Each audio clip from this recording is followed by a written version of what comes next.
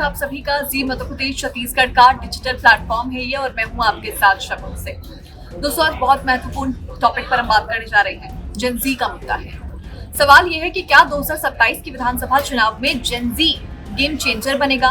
2027 की विधानसभा चुनाव चूंकि सिर्फ पार्टियों, जातियों या फिर पुराने वोट बैंक की लड़ाई नहीं होने वाली है, क्योंकि इस बार चुनावी मैदान में एक ऐसा वोटर ग्रुप तेजी से चर्चा में है जिसे अब तक राजनीति में अक्सर सिर्फ युवा वोटर कहकर नजरअंदाज किया जाता था।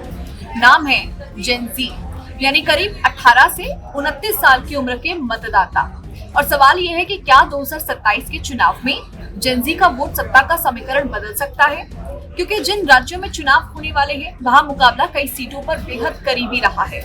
और अगर युवा वोट एक छोटा सा हिस्सा भी अपनी दिशा को बदल लेगा तो नतीजा बेहद चौंकाने वाला होगा और पलट जाएगा।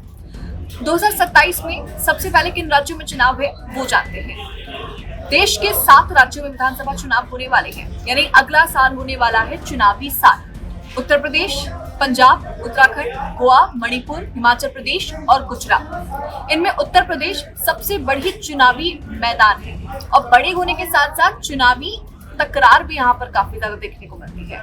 430 विधानसभा सीटें यहाँ पर हैं। इसके अलावा गुजरात में 182, पंजाब में 117, हिमाचल प्रदेश में 68, उत्तराखंड में है 70 विधानसभा सीटें। यानी इन चुनावों में लाखों नहीं बल्कि करोड़ों मतदाता अपना फैसला देने वाले हैं और इन्हीं मतदाताओं में एक बहुत बड़ा हिस्सा है युवा मतदाताओं का, यानी कि युवाओं का। 18 से 29 साल इन युवाओं की उम्र है और ये मतदाता अगर एक अलग राजनीतिक समूह के तौर पर देखे जाए तो इन चुनावों में उनका प्रभाव काफी ज्यादा रहा, लेकिन इस बार इसकी संख्या महत्वपूर्ण नहीं है। महत्वपूर्ण है तो युवाओं का बदलता राजनीतिक वोट। जुलाई का जेन ज़ी आंदोलन महत्वपूर्ण क्यों है इसमें वो समझते हैं। जुलाई 2026 में दिल्ली का जंतर मंतर, जिसकी तस्वीर आपने देखी होगी, दिल्ली के जंतर मंतर पर कैसे युवाओं ने सरकार को घेरने की कोशिश की, उसका दम वहां पर था। देश की राजनीति में जेन ज़ी की चर्चा सबसे ज्यादा तभी से होनी शुरू हुई है। कॉकरोच जनता पार्टी नाम की एक पार्टी बनती है, सीजेपी जिसको आप शॉर्ट फॉर्म में कहते हैं। इसमें जुड़े युवा और ये उसके बाद पूरा युवाओं का आंदोलन बन गया। बड़ी संख्या में छात्र जुटे, युवा शामिल हुए और मुद्दा इसमें क्या था? परीक्षा का मुद्दा था, पेपर लीक का मुद्दा था, शिक्षा का मुद्दा था, रोजगार का मुद्दा था। ये तमाम सवाल वहां पर उठे।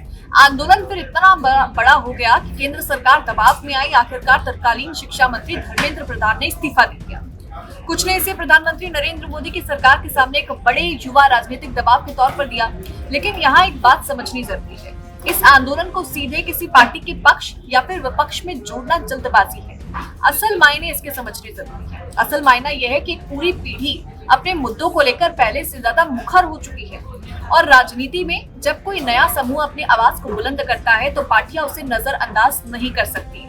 नतीजा भी आपने देखा होगा, वो भी मैं आपको बताऊंगी कैसे राजनीतिक दल अब युवाओं की बात ना सुनकर जेन ज़ी की बात पर ज्यादा फोकस कर रहे हैं। बांकीपुर और दतिया के नतीजों ने भी संकेत इसको लेकर दिया। अब चर्चा इसको लेकर ज्यादा हो गई क्योंकि बिहार के बांकीपुर और मध्य प्रदेश के दतिया में चुनाव से बांकीपुर में बीजेपी की करीब 3 दशक पुरानी पकड़ टूट गई। प्रशांत किशोर की जो जन स्वराज पार्टी है वहां पर जीत दर्ज करती है, वहां पर भी बीजेपी का किला भेज दिया जाता है। दतिया में कांग्रेस से घनश्याम सिंह ने बीजेपी के आशुतोष तिवारी को हराया। और इन दोनों नतीजों को लेकर सबसे ज्यादा चर्चा किस बात की हुई? क्या युवा और नए मुद्दे पारंपरिक चुनावी समीकरणों को चुनौती दे रहे हैं? हालांकि सिर्फ 2 उपचुनाव के आधार पर हम पूरे देश के युवाओं का मूड तो तय नहीं कर रहे हैं, लेकिन भाप जरूर रहे हैं। लेकिन इतना भी जरूर है कि इन नतीजों ने राजनीतिक दलों को एक संकेत दिया है, एक चेतावनी, एक अलर्ट है कि पुराने वोट बैंक को साधना तो जरूरी है, लेकिन नए वोटर को आप नजरअंदाज नहीं कर सकते हैं। अब करीबी मामले में युवा वोट क्यों बड़ा फैक्टर हो सकते हैं, अब ये आप समझिए। क्योंकि सबसे महत्वपूर्ण तो है मैथ, कैलकुलेशन, रणनीति। पिछले विधानसभा चुनाव के आंकड़ों में कई सीटों पर जीत का अंतर काफी कम रहा था, लेकिन कई ऐसी सीटें हैं जहां कुछ हजार वोट इधर से उधर पलटे और पूरी की पूरी बाजी ही पलट गई। खासकर उत्तर प्रदेश की बात करते हैं क्योंकि उत्तर प्रदेश एक बड़ा राज्य, विधानसभा सीटें यहाँ पर काफी ज्यादा हैं और 2027 में सबसे ज्यादा अगर कोई केंद्र में राज्य है तो वो है उत्तर प्रदेश। ऐसे में अगर युवा मतदाता बड़ी संख्या में छितर जाते हैं तो उनमें एक छोटा सा हिस्सा किसी एक पार्टी के पक्ष में जरूर आएगा और उसके हिस्से में आएगा निर्णायक फैसला। तो करीबी मुकाबले वाली सीटों पर सीधा इसका असर देखने को मिलेगा। लेकिन यहाँ एक गलती नहीं है, 22% युवा वोटर होने का मतलब ये नहीं कि 22% वोट किसी एक पार्टी को ही मिलेगा। युवा को एक राजनीतिक विचारधारा नहीं, बल्कि जेन जी के भीतर भी अलग अलग वर्ग, जाति, क्षेत्र, आर्थिक स्थिति और राजनीतिक पसंद मौजूद है। इसलिए असली सवाल ये है कि क्या कोई पार्टी इन अलग अलग युवाओं को एक साथ एक साझा मुद्दे पर जोड़ पाएगी। 2027 के चुनाव में क्या पूरा फैसला बदला जा सकता है? अगर मौजूदा युवा के सेंटिमेंट्स को आप भापे और चुनाव तक यही सेंटिमेंट अगर बना रहा तो राजनीतिक दलों की रणनीति में कम से कम 5 बड़े बदलाव देखने को मिलेंगे। समझिए, पहला, रोजगार और स्किल पर ज्यादा फोकस रहेगा। अब सिर्फ ये कहना काफी नहीं है कि युवाओं को भत्ता देंगे। युवा पूछ सकता है कि नौकरी कहाँ से आएगी, कौशल कैसे बढ़ेगा, नई इंडस्ट्री कहाँ से आएगी, एआई का रोजगार कैसे होगा, और मतलब उसका इंटरफेरेंस कैसे होगा, और चुनावी भाषणों के ऊपर ही केंद्रित नहीं रहने वाला है। दूसरा, जाति और धर्म की पार नए मुद्दों की राजनीति होने वाली है। इसका मतलब ये नहीं कि जाति और धर्म की राजनीति नहीं होगी। भारत के चुनावों में ये फैक्टर बेहद महत्वपूर्ण है, इसको कोई दरकिनार नहीं कर सकता है। लेकिन एक और बात इसमें जरूर है, वो है युवाओं के मन में चल रहे सवाल।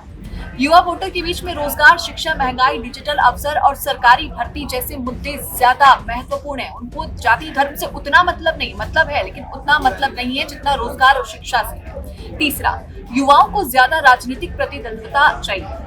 पार्टियां सिर्फ युवाओं के लिए घोषणा करने की बजाय युवा चेहरों को भी टिकट दे संगठन में ज्यादा जगह देने की कोशिश कर सकती है। चौथा, फ्रीबी बना समाधान की बहस। युवा का एक हिस्सा आपसे ये पूछ सकता है, राजनीतिक दलों से ये भी पूछेगा कि आप मुफ्त सुविधा देने से आगे स्थायी समाधान क्या लाएंगे, क्योंकि मुफ्त की सुविधाएं तो आप एक वक्त दे देंगे, फिर बोलेंगे आर्थिक पैसा है, हमारे पास आर्थिक तंगी है, पैसा नहीं है, और फिर आप उस फ्रीबीज को बंद कर देंगे। तो सवाल वो आपसे ये पूछ सकता है, राजनीतिक दलों से ये पूछ सकता है कि आप रोजगार कैसे बनाएंगे, आप हमें परमानेंट सोल्यूशन कैसे देंगे, शिक्षा बेहतर कैसे होगी, भर्ती प्रक्रिया ट्रांसपेरेंट कैसे होगी। पांचवा, जमीन पर उतरने वाले वादे के सच में पूरे हो पा रहे हैं। अब सोशल मीडिया पर वायरल होने वाले वादों से ज्यादा जरूरी तो यही है ना कि वादे रोड मैप के तहत जमीन पर भी उतरे। युवा तो ये भी पूछेगा कि कब तक, कैसे और पैसा कहां से आएगा। राजनीतिक पार्टियां युवाओं तक कैसे पहुंच रही हैं और इसका असर भी देखने को मिलेगा। बीजेपी समेत कई राजनीतिक संगठन युवाओं से सीधा संवाद कर रहे हैं। राहुल गांधी का हाल फिलहाल का आपने देखा। जुलाई के आंदोलन के बाद से दिल्ली बीजेपी ने युवा संपर्क बढ़ाने के लिए रणनीति पर काम किया है। आरएसएस की तरफ से जेन जी और जेन अल्फा के साथ संवाद बढ़ाने की कोशिश दिखाई दी। एबीवीपी जैसे छात्र संगठन कॉलेज के अलावा कोचिंग सेंटर और युवाओं के दूसरे प्लेटफॉर्म तक पहुंच रहे हैं। कांग्रेस ने आंदोलनकारी युवाओं के साथ संपर्क बढ़ाया। समाजवादी पार्टी की तरफ से डिम्पल यादव खुद जंतर मंतर पर पहुंची और उसके बाद से सक्रिय भूमिका निभा रही है। यानी कि बीजेपी हो, कांग्रेस हो, समाजवादी पार्टी हो, सबका फोकस एक ही है और वो है जेन जी। अब सवाल यह है कि क्या जुलाई का जेन जी आंदोलन 2027 के विधानसभा चुनाव का एक मजबूत राजनीतिक सेंटीमेंट में बदल पाएगा? क्या फिर चुनाव आते आते युवा वोटर भी पुराने जातीय, क्षेत्रीय और राजनीतिक समीकरणों में बदल जाएंगे? क्योंकि आंदोलन और चुनाव दो अलग अलग चीजें हैं। सड़क पर किसी मुद्दे के लिए एकजुट होना आसान हो सकता है, लेकिन मतदान के दिन हर वोटर को एक पार्टी, एक उम्मीदवार और एक सरकार को चुनना होता है। इसलिए 2027 की असली कहानी ये नहीं है कि जेन जी वोटर किसे वोट देगा, बल्कि ये होगी कि कौन सी पार्टी जेन जी के सवालों का सबसे ज्यादा जवाब दे पाएगी। रोजगार, शिक्षा, स्किल, पेपर लीक, महंगाई, एआई, एक ऐसा सिस्टम जिस पर युवा भरोसा कर सके।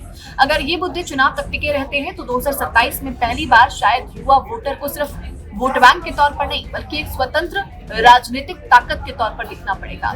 और अगर ऐसा हुआ तो आने वाले विधानसभा चुनावों में सिर्फ सरकारें नहीं बदलेंगी, बल्कि राजनीति करने का एक तरीका भी बदलेगा और नजरिया भी बदलेगा। आप इसको लेकर क्या सोचते हैं, मुझे कमेंट सेक्शन में जरूर बताइएगा।